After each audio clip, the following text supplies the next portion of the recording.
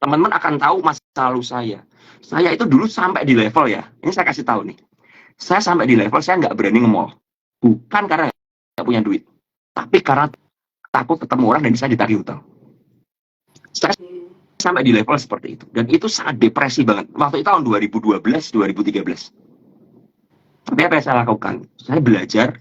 Ketika saya mengasingkan diri seperti itu ya, saya berfokus bagaimana saya mengembangkan diri saya. Ya, bagaimana saya mengembangkan diri saya. Bahkan ya, yang paling menyakitkan ya, saya itu pernah ketemu satu teman baik di mall. Dia buang muka ke saya. Gila kan? Dia buang muka saya seolah-olah dia nggak kenal saya sama sekali pada waktu itu. Itu apa ya, jeleknya masa lalu saya seperti itu. Mungkin orang ini penuh dengan hutang, ya takut kan kalau kenal sama ini, sama si Om Ben ini, nanti takutnya ditagih nih, Om Ben di mana nih, cari dan lain sebagainya, ya kan, sampai segitunya. Dan itu benar-benar membuat saya depresi. Tapi saya mau kasih tahu teman-teman di sini ya, ketika kita memacu diri kita akan menemukan bahwa kita ternyata lebih kuat daripada apa yang kita pikirkan. Dan dari situ saya mulai mengalokasikan dana untuk pertama bayar hutang saya. Saya tidak, waktu itu bahkan setelah hutang saya lunas, saya waktu itu memaksa mobil saya sampai benar-benar tidak layak pakai, kasarannya seperti itu. Jadi akhirnya gimana? Ya harus beli mobil. Karena mobilnya ini udah 6 tahun dan udah mulai bunyi ya, mesinnya udah mulai ya namanya.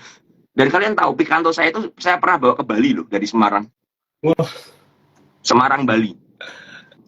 Saking saya itu mau berhemat sehemat-hematnya ya waktu itu ya. Jadi ya itulah, itu yang terjadi. Nah, dari situ saya mulai berubah. Jadi begini, saya mencoba membatasi antara keinginan dan kebutuhan.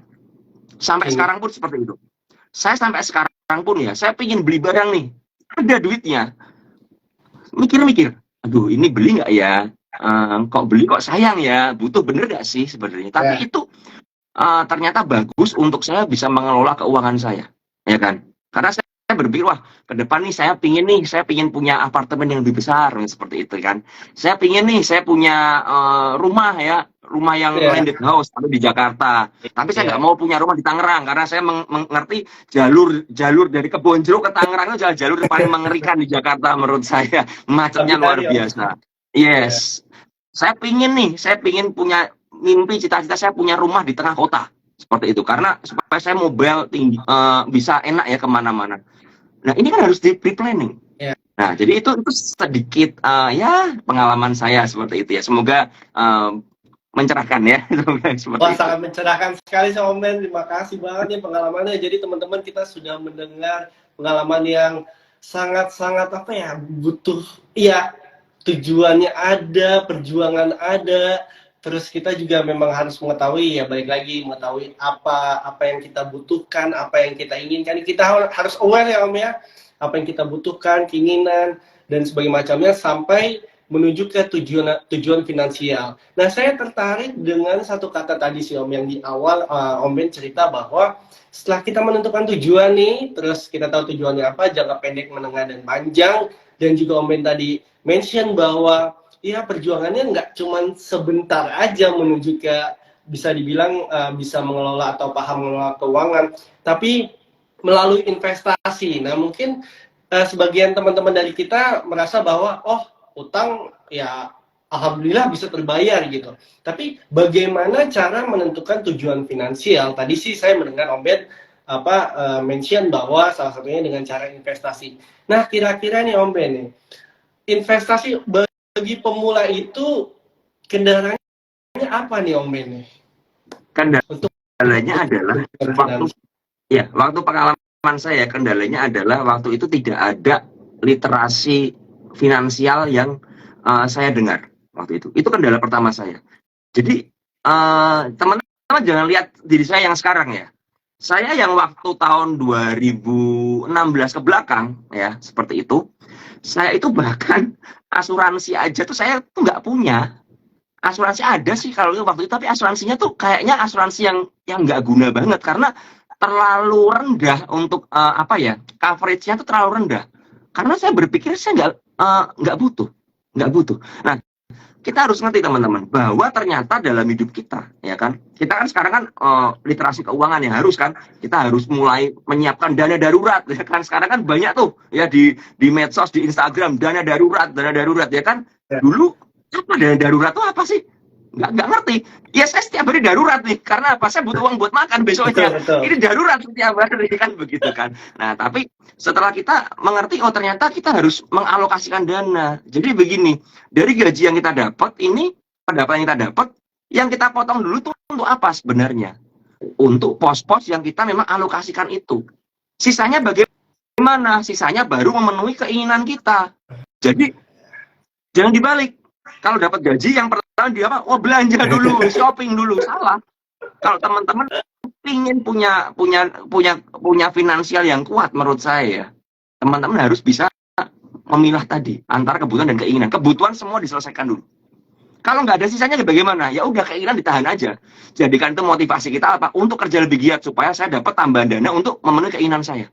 Nah itu yang menurut saya awalnya lah. Setelah itu kalau kita nggak, yang pos kebutuhan ini nggak bisa terpenuhi, ya kita jangan ngomong investasi dulu, menurut saya.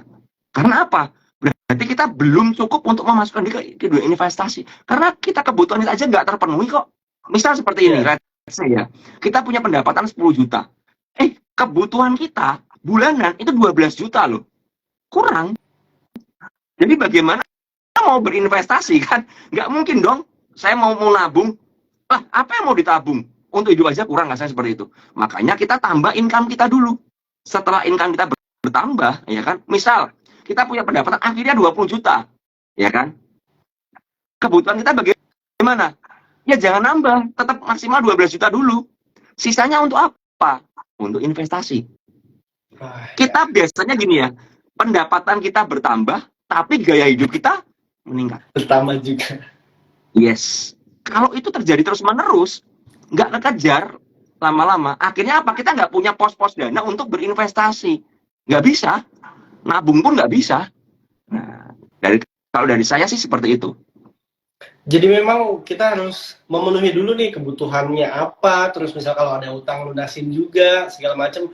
Tapi selain itu kita harus mencari cara bagaimana kita increase income kita biar nanti bisa disisihkan untuk investasi. Dan teman-teman kalau misalnya dihubungkan antara investasi dan tujuan, ini tepat banget teman-teman semua nonton IG Live Saya Kaya dan juga Om Ben. Kenapa? Karena di Saya Kaya sendiri punya produk investasi yaitu reksadana pasar uang, reksadana pendapatan tetap, reksadana campuran, reksadana saham, dan juga reksadana indeks. Nah, hubungannya apa sih? Nah, di dalam aplikasi Saya Kaya ini, teman-teman bisa upload tujuan finansial teman-teman yang ingin dicapai. Misalnya tadi Om Ben sempat bilang mau beli mobil, atau misalnya untuk dana pendidikan dan sebagainya macamnya, teman-teman bisa nih mobil apa yang teman-teman ingin beli, kalian foto, terus kalian ganti fotonya, terus kalian tinggal pilih produk investasi yang sesuai dengan profil risiko dan tujuan finansial teman-teman semua. Nah, jadi gini Om Ben, jadi kami juga memberikan kesempatan nih teman-teman untuk bertanya. Kalau misalnya teman-teman ingin bertanya, langsung bisa di kolom pertanyaan. Dan kemarin dari tim Saya Kaya juga mengajukan question box yang beberapa teman-teman kita juga sempat bertanya. Sekarang kita kayaknya akan menjawab beberapa pertanyaan dari teman-teman. Dan tungguin sampai akhirnya karena ada 3 pemenang yang dipilih. Pokoknya tungguin aja. Oke Om Ben, udah siap untuk menjawab pertanyaan dari teman-teman semua? Teman-teman pokoknya jangan live IG Live, siapa tahu kamu yang jadi pemenangnya. So, kita mulai dari pertanyaan pertama. Kalau misalnya teman-teman juga mau bertanya, langsung aja tanya di tools question ya. Ada dari Nick Naufal YM. Kenapa memiliki tujuan finansial itu penting dan bagaimana cara menyiapkan tujuan tersebut? Tadi sempat dibahas juga ya. Ya, tadi sudah saya bahas ya. Jadi tujuan itu penting supaya kita punya goal. Intinya seperti itu. Kalau kita hidup gak ada goal, kita nggak akan pernah terfokus. Dan hidup kita nggak akan pernah berkembang. Itu percayalah.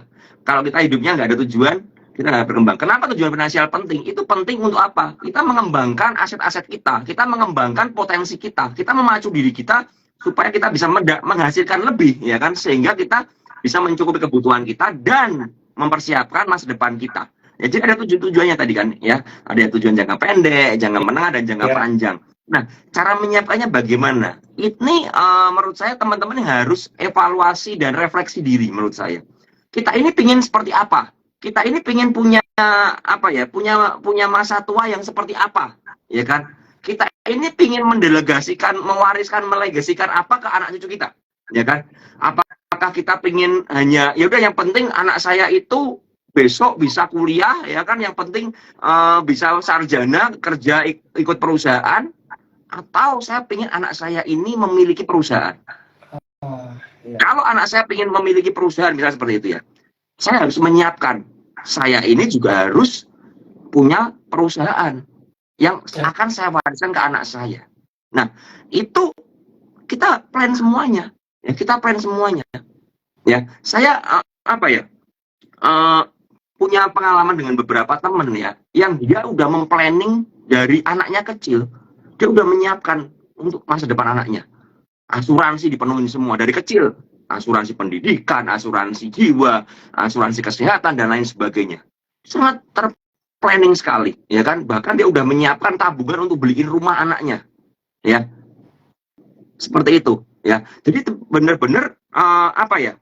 Bagaimana cara kita nyiapinnya sih? Ya sebenarnya sesimpel kita tuh mau masa depan kita seperti apa. Kalau kita pengen masa depan kita ini benar-benar punya dana, punya duit yang gede, ya berarti kita harus siap kerja keras dong, ya kan? Seperti itu. Jadi emang balik lagi teman-teman tujuannya Om ya. Ya. Tujuannya. Jadi gini, saya mau nambahin sedikit ya. Ini pengalaman juga. Saya ini tidak bisa menyalahkan orang tua saya.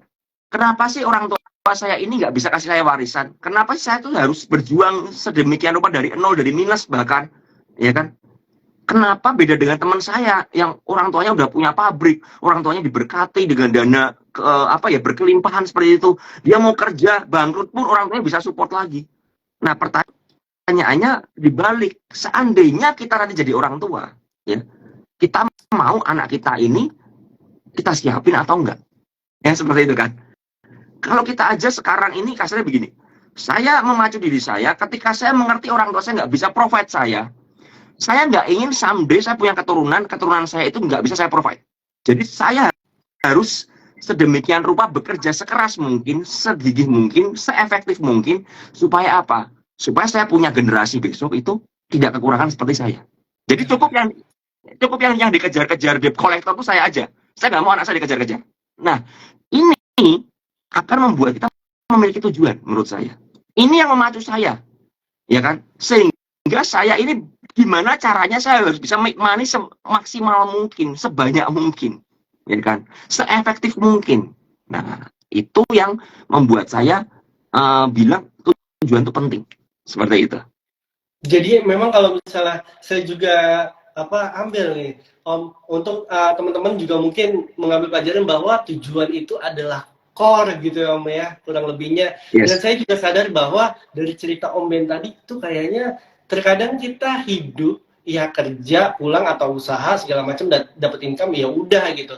Padahal kan kita kayak hidup nggak cuma setahun 2 tahun, 5 tahun, 10 tahun, 20 tahun, nanti misalnya ada yang punya keturunannya kita ingin meninggalkan legacy apa, legacy juga banyak, ada yang harta, ada yang sebagainya macamnya. Kita memang harus memikirkan itu ya Om ya, berarti ya. Betul. Oke, makasih banyak nih Om Ben. Nah, terus kita ke pertanyaan selanjutnya dari @my_gembul. Jadi mungkin dari teman-teman ada yang bertanya tentang keresahannya juga boleh banget loh, langsung aja tanya. Gini Om, untuk single parent usia 50 tahun, 4 anak, 2 masuk kuliah, bekerja sendirian, gimana plan untuk semua? Ini jujur ya, saya bilang kondisi ini cukup berat ya. Udah single parent, kemudian usianya udah 50, di mana udah mungkin kalau kerja di perusahaan dianggap kurang produktif kan, seperti itu, mohon maaf ya. Tapi kan memang seperti itu ya, kurang produktif. Anaknya 4, 2 masuk kuliah, ya. Jadi masih anaknya ini belum mentah semua ya, kasarnya belum bisa menghasilkan semua ya. Bagaimana plan semuanya dan kerjaannya sendirian. Jadi menurut saya begini, jangan putus asa dulu. Itu yang pertama ya, jangan putus asa dulu.